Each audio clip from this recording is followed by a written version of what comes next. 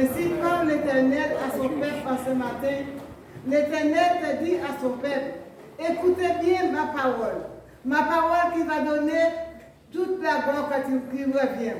Le Seigneur te dit, ouvre ton cœur pour écouter ta parole et garde la parole dans la table de ton cœur. Le Seigneur te dit, gardez ta parole, gardez la parole. Gardez la parole, parce qu'il y a un temps qui vient, on n'aurait pas la Bible pour lire la parole. Alors profitez-en pour lire, pour garder la parole sur la table de ton cœur. Alors l'Éternel te dit, écoutez et pratiquez et gardez la parole dans ton cœur. Amen. Amen. Je vous salue dans le nom de Jésus. Bienvenue à vous. Et nous saluons notre Seigneur aussi, parce que s'il n'est pas là, nous perdons notre temps. C'est sa présence qui fait la différence. Mais rassurez-vous, il est là parce que c'est lui qui a dit, là 2 ou 3 sont rassemblés en mon nom, je suis présent. Et si Dieu est là, il n'est pas simplement un autre silencieux, il est là, il veut nous parler, parce qu'il nous a écoutés, il veut dialoguer avec nous. Donc s'il nous a écoutés, à nous de l'écouter maintenant, à travers sa parole. Alors, pour ceux qui prennent des notes, le titre de la méditation, c'est la porte. Il y a plusieurs portes. Laquelle? Vous pouvez poser la question laquelle, mais nous allons voir au fil du message de quelle porte s'agit-elle. Alors, la porte, et le texte de base, c'est Matthieu 7, verset 13. 13 et 14. Matthieu 7, verset 13 et 14. Voilà. Alors, il est dit, entrez par la porte étroite. Point. Car large est la porte spacieuse, et le chemin qui mène à la perdition. Il y en a beaucoup qui entrent par là. Mais étroite est la porte resserrée, le chemin qui mène à la vie, et il y en a peu qui les trouvent. Amen. Avant d'aller plus loin, j'aimerais revenir sur ce texte. Il nous est dit, entrez par la porte étroite. Et qu'est-ce que vous remarquez après ça? Après entrer par la porte étroite. Il y a un point. Entrez par la porte étroite. Parce que souvent, nous laissons le point et puis nous continuons. Mais point, pourquoi? Parce que ce point, c'est un conseil radical. Entrez par la porte étroite. Et ce n'est pas moi qui le dis, je ne fais que répéter ce qui est sorti de la bouche du Seigneur Jésus. C'est lui qui a dit, entrez par la porte étroite. Et le point nous amène à nous poser une question. Pourquoi? Pourquoi faut-il que nous entrions par la porte étroite? Et c'est là que nous pouvons comprendre, car, la suite du verset, car large est la porte spacieuse. Donc ça sous-entend qu'il y a une deuxième porte. Il y a une deuxième porte, et celle-là est plus grande que la première mentionnée. Et vous savez que les humains que nous sommes, nous n'aimons pas les difficultés.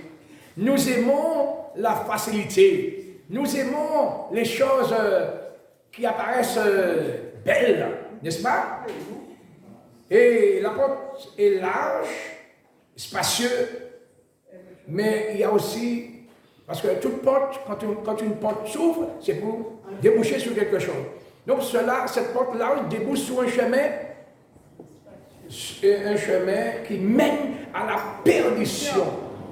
À la perdition. Quand on suit ce chemin, on va à la perdition. Et là, je ne peux pas qualifier ça de grande nouvelle.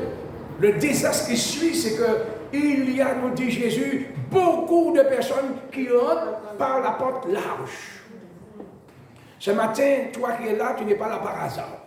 Pose-toi la question, as-tu déjà franchi la porte étroite? Ce n'est pas le fait de s'asseoir dans le temps, ou même d'écouter la parole de Dieu, qui nous fait entrer par la porte. La porte, on va définir la porte tout à l'heure. Quelle porte? Parce qu'ici, dans la maison, on a 3 portes. Pour entrer, pour sortir. Mais là, il est question d'une porte. La porte étroite. Bon, bien sûr, on a parlé de la deuxième. Mais nous allons nous focaliser sur la petite porte.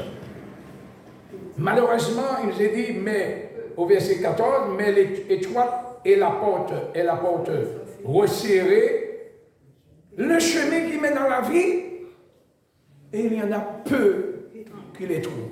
qui les trouve.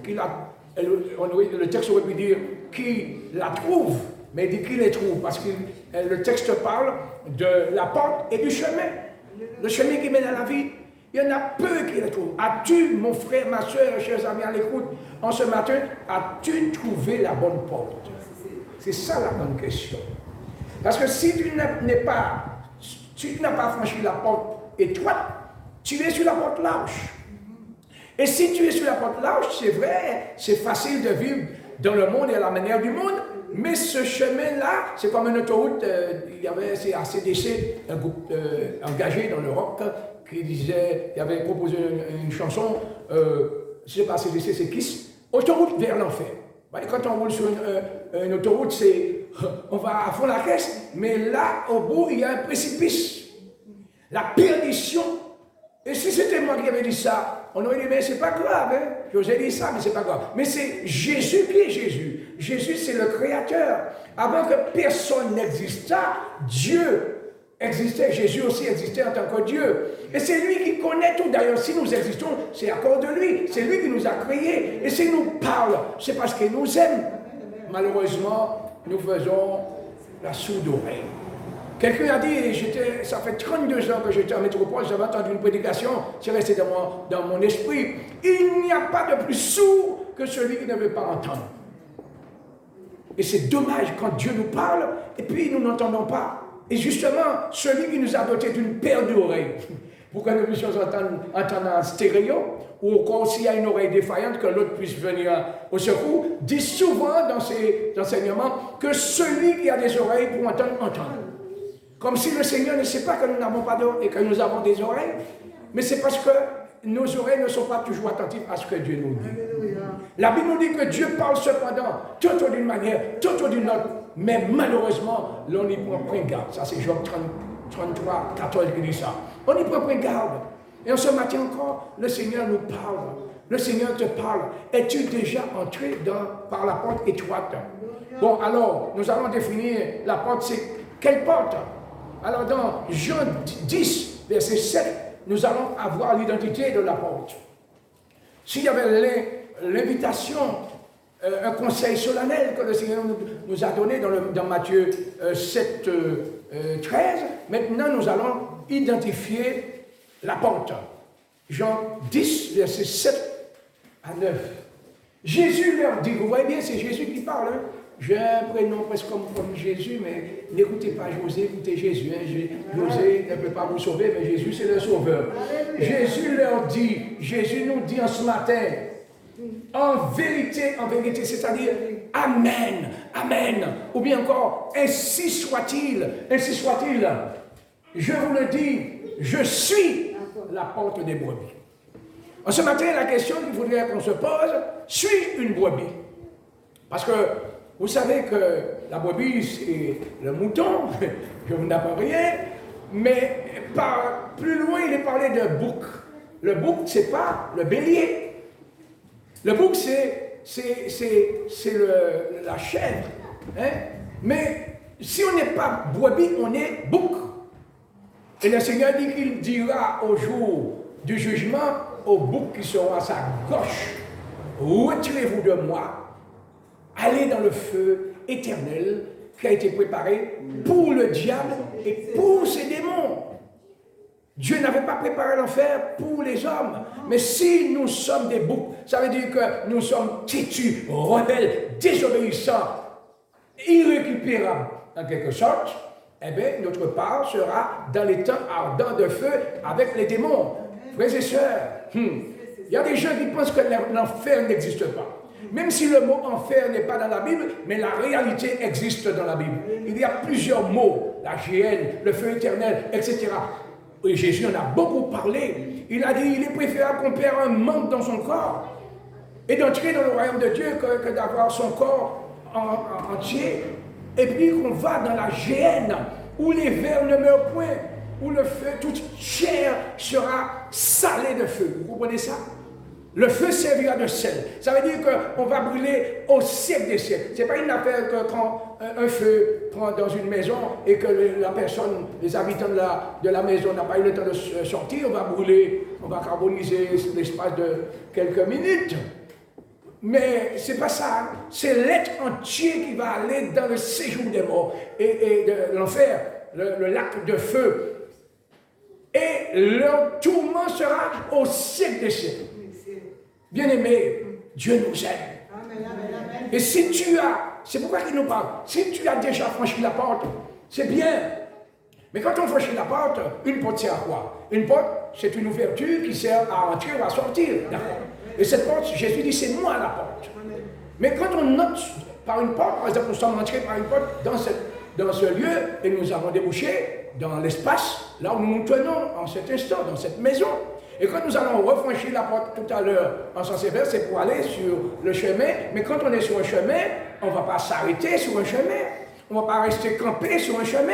Un chemin est fait pour suivre et avancer, pour aller à un point bien défini. Jésus dit aussi qu'il est le chemin. Il est la porte, mais quand on passe par lui, il nous amène sur le chemin de la vie. Et un chemin, quand on marche sur un chemin, on progresse. On découvre des choses au fur et à mesure et on arrive à une destination. Et la destination de ce chemin que cette porte étroite nous ouvre, c'est le chemin qui mène à la vie. Mais pas n'importe quelle vie, parce que quelqu'un dira, mais je vis, d'accord, mais ça c'est la vie terrestre. Je vous disais il y a 15 jours de cela, que celui qui est en Jésus possède à tout en double.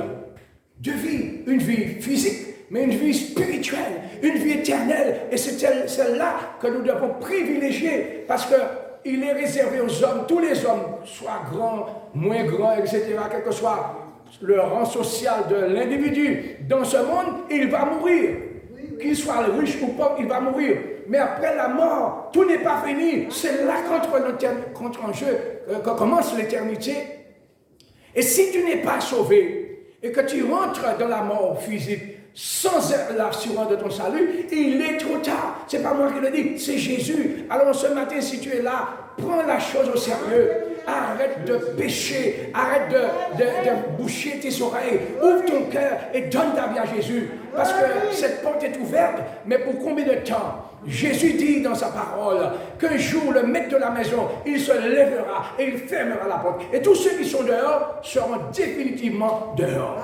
Il dit, vous commencerez à frapper à la porte en disant, Seigneur, ouvre-moi. Mais je vous dirai ouvertement, je ne sais d'où vous êtes. Retirez-vous de moi. La Bible dit que Dieu use de patience envers chacun de nous. Il nous parle parce qu'il nous aime. Et nous pensons que, nous avons le temps. Comme me disait un jour un jeune homme, il y a très longtemps en arrière. Si la porte, je lui parle de la porte de la grâce. Il me disait, si la porte de la grâce est fermée, on va faire un coup de main et on va défoncer la porte de la grâce. Vous croyez qu'on peut faire ça avec un homme, mais pas avec Dieu. Ça fait rigoler, mais c'est du sérieux. Jésus dit, il est préférable que tu perds un membre de ton corps et que tu te retrouves, que tu te retrouves dans le paradis, au lieu d'avoir ton corps en entier et tu vas dans la géhenne. Le diable, l'enfer était préparé pour le diable et pour ses démons. Et Satan ne veut pas aller là. Je suis bien placé pour le savoir. Parce que quand je prie pour des personnes qui sont possédées et qu'on dit aux démons de sortir et on leur dit d'aller par exemple dans le Tartare, l'abîme, ils ne veulent pas aller là. Et quand les démons rencontraient Jésus rencontrait les démons et Jésus chassait les démons, il suppliait Jésus de ne pas les envoyer dans l'abîme. L'abîme, c'est même pas pour l'enfer. Alors si les démons ne veulent pas aller là, et toi tu fais la sourde oreille pour aller là où Dieu veut t'éviter d'aller. C'est pas pour un siècle, c'est pas pour 2 siècles, c'est pour l'éternité. Définitivement perdu pour l'éternité. Pourquoi? Parce que tu as fermé ton cœur. Parce que tu as pris les choses à la légère. Alors, si Jésus dit dans ce texte-là, je suis la porte, dans Jean 10, verset 7, la porte des brebis, si quelqu'un entre par moi, il sera sauvé. Il sera sauvé, c'est le verset suivant d'Isaac. Je suis la porte, si quelqu'un entre par moi, il sera sauvé. Il entrera, il sortira, et il trouvera du pâturage. Et pas n'importe quel pâturage. Le psaume 23 nous parle de vert pâturage. Voilà, des bénédictions. Même si sur cette terre, il y a, pour ceux qui croient en Jésus, des difficultés, mais avec Jésus, nous avons une espérance vivante. C'est-à-dire que le meilleur est à venir, bien-aimés. Alors si nous comprenons ça, allons-nous gâcher une éternité de bonheur pour quelques minutes de plaisir éphémère. Le péché, il y a du plaisir de pécher, sinon les gens ne pécheraient pas. Mais il y a un moment, c'est comme quand on va au restaurant. On t'offre toutes sortes de bons plats. Et si tu aimes manger, alors on va t'offrir. Tu vas manger beaucoup de choses. Mais après, il faut comprendre que tu ne vas pas te lever de la table et puis partir comme ça. L'heure de l'addition arrive. Et il faut payer. Et Dieu dit que personne ne pourra échapper. Un insensé a ouvert sa bouche et a dit un jour, quand je serai mort, je donnerai à ce que, à l'époque, l'incinération n'était pas aussi fréquente que maintenant.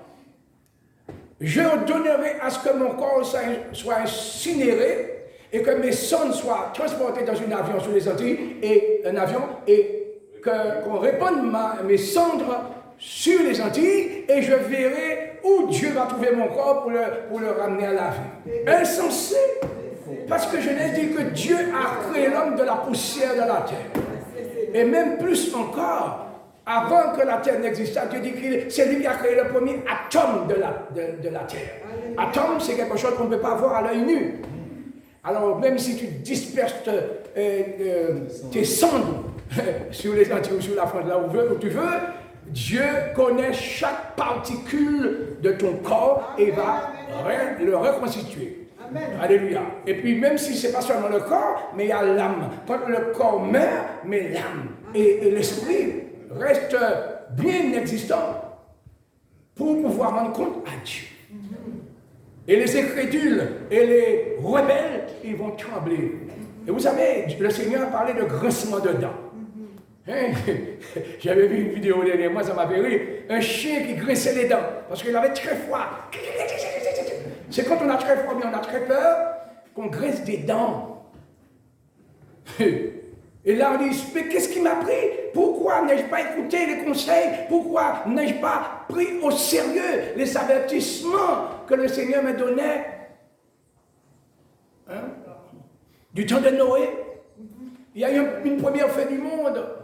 Les gens se moquaient de Noé. Lisez ça dans Genèse 6. On n'a pas besoin de prendre ce matin. Mais à tête reposée, ça se trouve dans Genèse. L'Éternel vit que la méchanceté des hommes était grande sur la terre et que les pensées de leur cœur se portaient uniquement chaque jour vers le mal. Et ça affligeait le cœur de Dieu. Et Dieu a pris un arrêté pour détruire toute chose, toute vie sur la terre. Excepté Noé. Pourquoi Noé fut sauvé? Parce qu'il a trouvé grâce aux yeux de l'Éternel, parce qu'il avait la crainte de Dieu. Et il a obéi à Dieu. Il a exécuté tout ce que le Seigneur lui demandait de faire. Construire une arche sur une montagne. Il en a mis beaucoup de temps. Mais comme il savait que c'était Dieu qui lui avait parlé, même si les autres se moquaient de lui, lui il est resté attaché à ce que Dieu lui avait dit. Et il a eu raison, parce qu'il n'a pas sauvé que lui et sa famille, mais il a sauvé la vie dans ces trois formes différentes, végétale, animale et humaine. Parce que l'homme a obéi. Que Dieu soit béni. Alors nous allons poursuivre encore. Donc je vous disais que c'est bien d'entrer par la porte, mais une fois qu'on est entré par la porte, il faut encore continuer. On ne va pas rester sur la route, là, sur le chemin, au bord du chemin, comme Bartimée. Bartimée était au bord du chemin, il ne voyait pas. Mais il a entendu un jour du bruit. Il a demandé qu'est-ce qui se passe? Qu'est-ce qui se passe là? Et on lui a dit c'est Jésus de Nazareth qui passe. Alors il a crié Jésus, fils de David. Et puis Dieu lui a dit tais-toi, ne dis pas, arrête là. Ferme ta bouche. Il a crié longtemps plus fort. Jésus de Nazareth, Jésus fils de David. Et puis Dieu demande. Et Jésus s'est arrêté. Jésus a appelé Bartimée. Et il a demandé à Bartimée, que veux-tu que je te fasse? Vous voyez, Dieu cherche notre volonté. Et Bartimée savait ce qu'il voulait. Il a dit que je recouvre la vue. Jésus ne lui a pas posé la question, mais pourquoi faire? Jésus lui a dit, recouvre la vue, que te soit fait selon ta foi. Et vous savez qu'est-ce qui s'est passé par la suite? Quand que les yeux de Bartimée se sont ouverts, Bartimée a suivi Jésus dans le chemin. Ce n'est pas Jésus qui lui a dit de le suivre, c'est lui qui a compris que si mes yeux sont ouverts, c'est pour suivre Jésus. Ce n'est pas pour aller pour pied main dans le monde. Alléluia, ça c'est important. Si Jésus nous ouvre les yeux, alors peut-être quelqu'un dit, mais je ne suis pas aveugle physiquement. mais spirituellement. C'est parce que nous sommes bien souvent aveugles que nous ne voyons pas le bon chemin. On prend le mal pour le bien, le bien pour le mal. Il y a une confusion totale aujourd'hui. Pourquoi? Parce que le prince de ce monde, le prince des ténèbres, le diable a pour mission d'aveugler l'intelligence des hommes, afin qu'ils ne voient pas la gloire de l'évangile. Alléluia. Alors, nous allons voir, pour continuer, puisque le temps avance aussi, quand on commence à marcher sur ce chemin, il faut continuer, disais-je. Et la persévérance, on voit ça dans Matthieu 24, verset 13. Donc c'est le résumé de tout ce qui va être dit avant le verset 13, où Jésus donnait un enseignement scatologique, c'est-à-dire il parlait des signes précurseurs annonçant son retour. Et nous sommes, frères et sœurs, cette génération qui voyons tous ces signes s'accomplir sous nos yeux. Il faut être aveugle pour ne pas comprendre qu'il se passe des choses comme jamais auparavant. Les prophéties bibliques s'accomplissent sous nos yeux. Mais le Seigneur avait dit à Daniel, aucun méchant ne comprendra, mais celui qui a l'intelligence comprendra. As-tu l'intelligence aujourd'hui pour comprendre que nous sommes le compte à rebours pour la fin a commencé. Le président nous a dit dernièrement, l'année dernière, il faut que notre génération sache que la bête de l'événement arrive. Mais j'ai une grande nouvelle pour vous. Il faut que notre génération sache que le prince de vie, le Seigneur des Seigneurs, il revient. Mais il revient pour chercher ceux qui l'attendent pour leur salut. Si tu n'as pas pris de billet pour aller en France, tu peux aller à l'aéroport, hein? Tu peux accompagner quelqu'un, mais si tu veux franchir la porte pour monter dans l'avion, on va te dire où est ton billet? Si tu n'as pas de billet, et même si tu as ton billet, où est ta carte d'identité? Alors, vous comprenez ça, bien aimé, il faut prendre un billet pour la vie éternelle. Et c'est Jésus qui le donne. Alors, Matthieu 24, verset 13, mais celui... Vous voyez le mais là, mais si vous voulez savoir pourquoi le mais, c'est qu'il y a des choses qui ont été dites plus haut, on n'aura pas le temps de... Oui, on va quand même lire le verset précédent, avant, pour bien comprendre, le verset précédent. Et parce que l'iniquité, c'est parce que nous voyons l'iniquité, c'est quoi? Sans foi ni loi, tout le monde fait ce qu'il veut. Ce qu'il veut. Et, il est interdit d'interdire. Alors, parce que l'iniquité, ce sera, mais on peut dire, parce que l'iniquité s'est accrue, la charité, c'est-à-dire l'amour du plus grand nombre. Parce que vous savez que quand on a l'amour de Dieu dans son cœur, on aime Dieu d'abord, et puis on lui obéit, mais aussi on aime son prochain comme soi-même. Et quand on aime son prochain comme soi-même, on ne va pas vouloir du mal pour son prochain. Son prochain, ce n'est pas son proche, c'est celui qui est en face de soi. Alléluia. Ce que je n'aimerais pas qu'on me fasse, je ne vais pas le faire pour l'autre. À l'autre plus précisément. C'est parce que l'amour du plus grand nombre se refroidit. On n'aime pas Dieu, donc par conséquent, on ne peut pas aimer son prochain. On n'aime même pas son propre corps d'ailleurs. Alors on fait toutes sortes de bêtises et puis le résultat par la suite, la note est salée. Alors, ce sera cru. L'amour du plus grand nombre se refroidira. Et puis là, notre verset. Mais celui, vous voyez, c'est au singulier, c'est personnel. Celui qui persévérera jusqu'à la fin, qui sera sauvé. Sauvé de quoi? Sauvé de la colère à venir. Laissez-moi vous dire que la colère à venir, ce n'est pas la colère de l'homme, c'est la colère de Dieu. Dieu va se fâcher encore plus fort que du temps de Noé. Alléluia. Pourquoi? Parce que les hommes sont devenus ingénieux au mal. Ils s'inventent de plus en plus ce qui est mauvais, ce qui déplaît à Dieu. Alléluia. Et si Dieu nous aime, il n'aime pas ce qui est en nous, qui s'appelle le péché. Amen. Il déteste le péché. Et si nous ne nous dissocions pas avec le péché, eh bien le péché sera détruit, mais nous avec. Donc c'est pour cette raison que le Seigneur appelle les hommes à se repentir. Ce matin, si tu es conscient, si tu n'as pas cru dans ta vie, repens-toi. C'est un avertissement solennel. Tu ne sais pas ce qui va t'arriver tout à l'heure. Mais si tu pars et que tu n'as pas Jésus dans ton cœur, eh bien tu seras doublement pénalisé parce que ta conscience te dira, mais j'étais là, j'ai entendu, j'avais l'occasion, mais j'ai refusé, j'ai envoyé pour plus tard, et puis maintenant il est trop tard. Alors, mais celui qui persévérera jusqu'à la fin sera sauvé. Donc persévérer, c'est quoi? Persévérer, c'est demeurer, c'est persister. persister, demeurer ferme dans la décision qu'on a prise de marcher avec Jésus. Et quand bien même, parce qu'il va y avoir des difficultés, le diable n'aime pas voir les gens venir à Jésus. C'est pas qu'il raconte toutes sortes de mensonges aux gens pour leur faire comprendre. Oui, c'est un homme qui a écrit la Bible. Et depuis le temps que Jésus, on dit que Jésus revient, il n'est pas encore venu. D'autres disent qu'il est déjà venu, etc. Bref, mais le Seigneur dit, les cieux et la terre passeront, mais ma parole ne passera pas. Mais il dit aussi, celui qui fait ma volonté subsistera éternellement. Donc c'est à nous de choisir. Alors donc, persévérer, c'est rester ferme sur sa position. Et qu'est-ce que ça va nous donner, bien-aimés? On va voir dans Hébreux 3, verset 12. Hébreux 3, verset 12 à 14. C'est que lorsque nous persistons, nous demeurons fermes après avoir franchi la porte des brebis.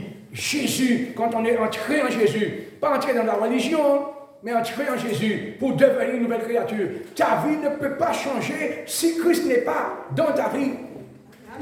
Dans ta vie, il y a des vices, il y a des choses que tu luttes avec. Tu es conscient qu'il faut te débarrasser de ça. Tu n'arrives pas. Pourquoi? Parce que c'est Jésus qui est le libérateur. Alléluia. Et si tu ne fais pas appel à lui pour qu'il t'aide, mais pour qu'il puisse t'aider, il faut que tu aies ce désir vraiment de changer.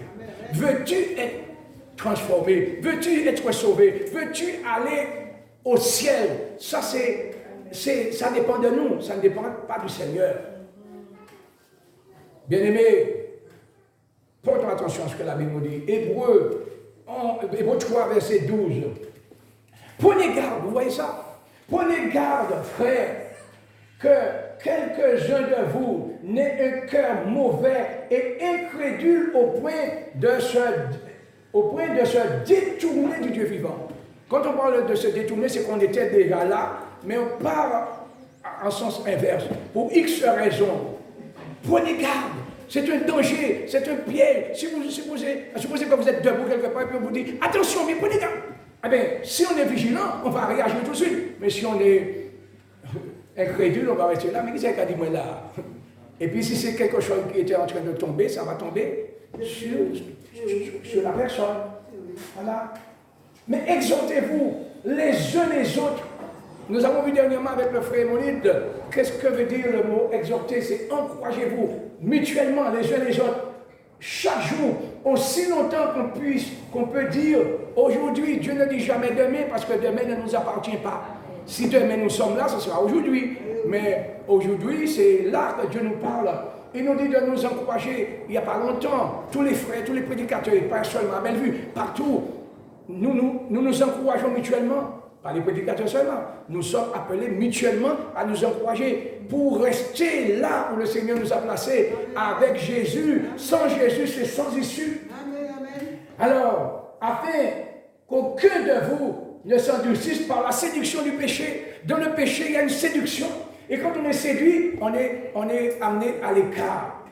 Voilà, égaré. Celui qui est séduit, il croit qu'il est dans la bonne direction, mais je ne sais pas qu'il est déjà bien loin. Car nous sommes devenus participants de Christ. Mais une condition, pourvu que nous retenions fermement jusqu'à la fin l'assurance que nous avions au commencement. Ça parle de persévérance, frères et sœurs. Commencer, c'est bien, mais malheureusement, ce temps dans lequel nous vivons veut nous amener à décélérer, à rétrograder et même à se mettre en pré-mort. Et ça, c'est ça le diable. Il veut ici, parce qu'il était au ciel, pas en tant que diable, mais en tant que chérubin protecteur. Il connaît ce que Dieu, qui est Dieu et qu'est-ce que Dieu prépare pour les hommes. Il a été, comment dire, chassé du ciel parce qu'il voulait prendre la place de Dieu. Dieu était indétrônable et donc il a été précipité. Nous ne pouvons pas se venger sur Dieu, il se venge sur nous. Mais si nous sommes sages, nous n'allons pas laisser le diable nous détruire. Parce que le Seigneur nous met en garde. Veillez votre adversaire, le diable. Veillez d'abord. Pourquoi? Votre adversaire, le diable, il rôde autour de vous, autour de nous, cherchant qui il dévorera. Mais notre version dit qui se laissera dévorer. Parce que si nous faisons ce que Dieu nous demande de faire, jamais le diable ne pourra nous dévorer. Parce que la grande nouvelle que j'ai pour vous, c'est que Dieu est plus grand que le diable. C'est que Dieu nous tient dans ses mains Et quand nous sommes obéissants, il nous protège.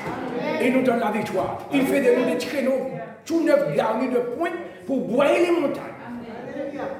Alléluia. Un deuxième texte pour continuer, pour nous montrer comment quand nous persévérons, c'est Hébreux 6, cette fois-ci, versets 11 et 12. Hébreux 6 nous dit à peu près la même chose. Alléluia. 6, 11 et 12. Il est dit ceci. Nous désirons, disait l'apôtre, que chacun de vous, voyez, c'est une affaire personnelle, individuelle, que chacun de vous montre le même zèle pour conserver jusqu'à la fin une pleine espérance. Commencer c'est bien, mais finir c'est tout. Celui qui persévérera, il gardera le zèle, la vision, la détermination jusqu'au bout, celui-là sera sauvé. Sauvé définitivement. C'est vrai que le Seigneur nous a sauvés déjà du pouvoir du péché, mais nous sommes encore dans la présence du péché. Et c'est pour cette raison que le diable cherche à nous faire tomber, parce que le péché tourne autour de nous. Et le diable aussi. Mais quand Jésus reviendra, il nous délivrera d'une manière définitive de la présence du péché. Alléluia.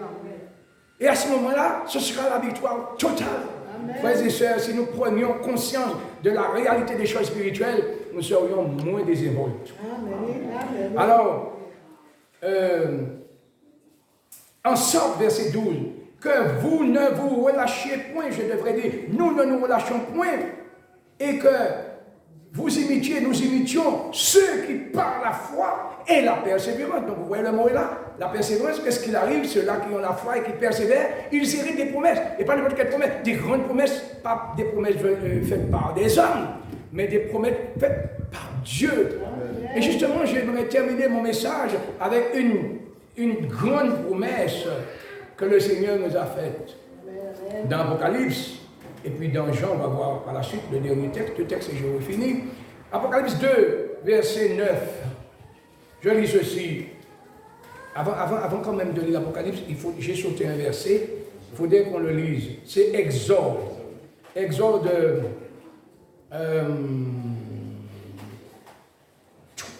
3, c'est ça? Okay. Alors on va voir Exode d'abord.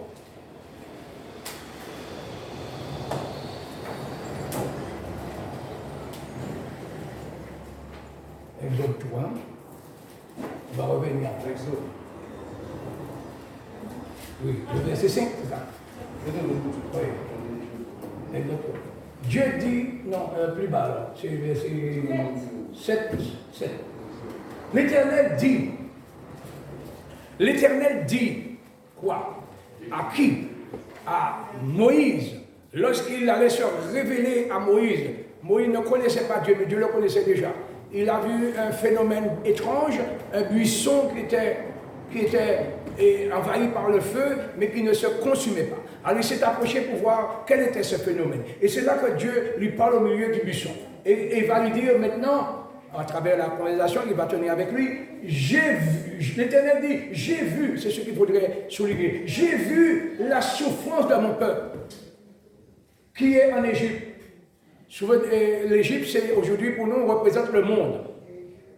Et j'ai entendu les cris que lui font pousser ses oppresseurs, car je connais ses douleurs. Dieu, entre-temps, frères et sœurs, parce que cette histoire-là, ça remonte des siècles et des siècles en arrière. Mais Dieu n'est pas comme nous. Avec le temps, nous vieillissons et nos organes vieillissent aussi et nous devenons nous perdons la mémoire, nous perdons la vue pour certains, mais nous devenons non-voyants, malvoyants, ou encore la surdité nous envahit, et puis notre cerveau tombe en défaillance, mais Dieu reste le même hier, aujourd'hui, éternellement. Amen. Le temps n'a pas d'effet sur lui. Il connaît, vous pouvez tout à l'heure pourquoi je dis ça. Il dit à Moïse, j'ai vu la souffrance de mon peuple en Égypte. J'ai entendu le cri. Donc ce n'est pas nous qui allons informer à Dieu.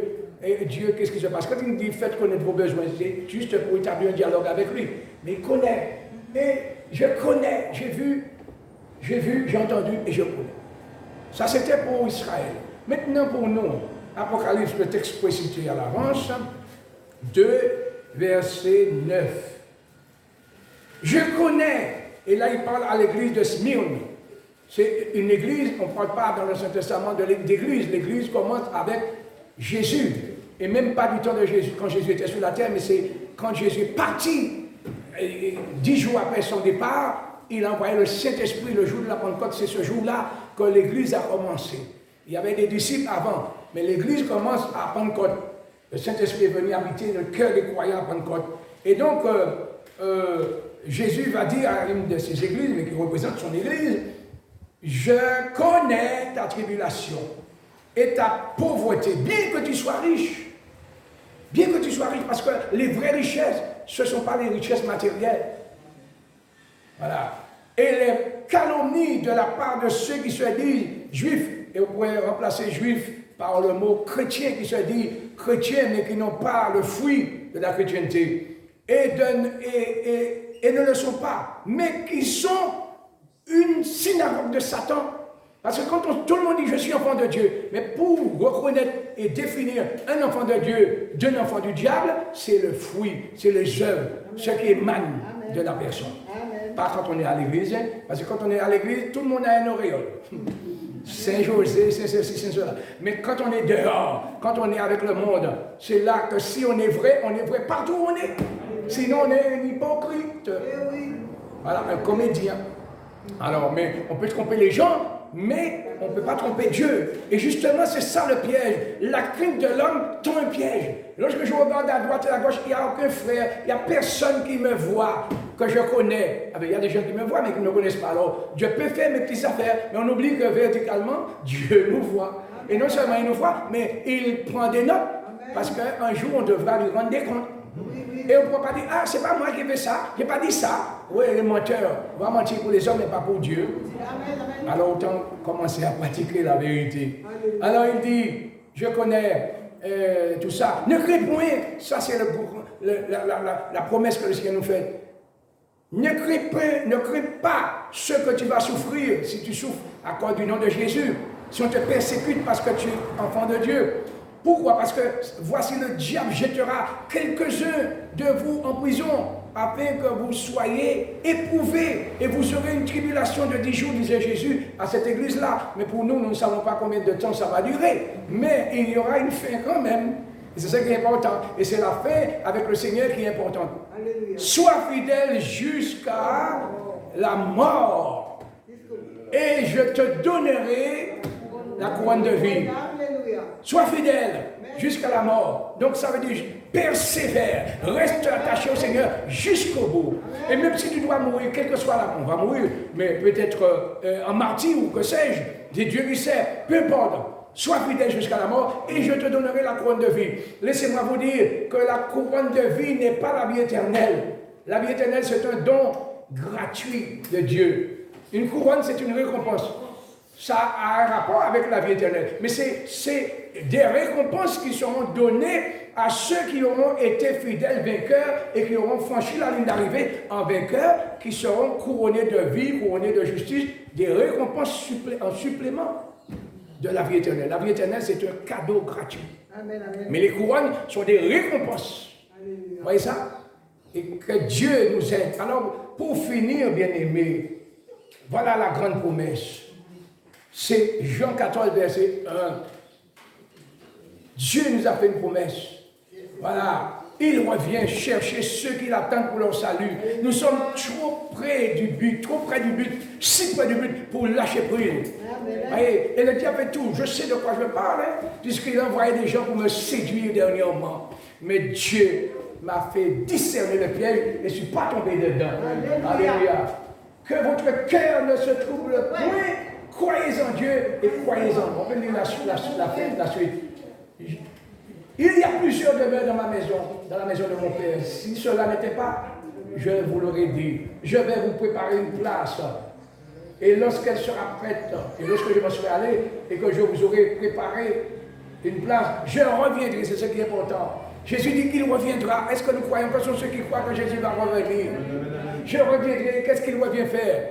Et je vous prendrai avec moi afin que là où je suis, vous y soyez aussi. C'est ça qui est important. Être avec Jésus, c'est ça qui est important. Et si nous sommes avec Jésus, ce n'est pas seulement pour vivre éternellement, mais pour régner avec lui.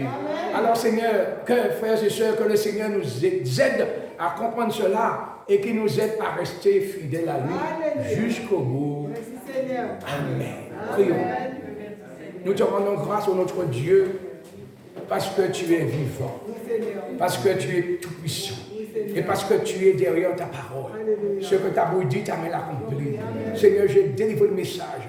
Et maintenant, Seigneur, je te demande, mon Dieu, de continuer ton œuvre dans nos cœurs pour que nous puissions avoir, à l'aide de ta parole, une conviction que ta parole, c'est la vérité. Et la vérité nous rend libres, afin que nous puissions persévérer pour qu'au jour de ton retour, nous soyons avec toi pour l'éternité. Au nom de Jésus. Amen.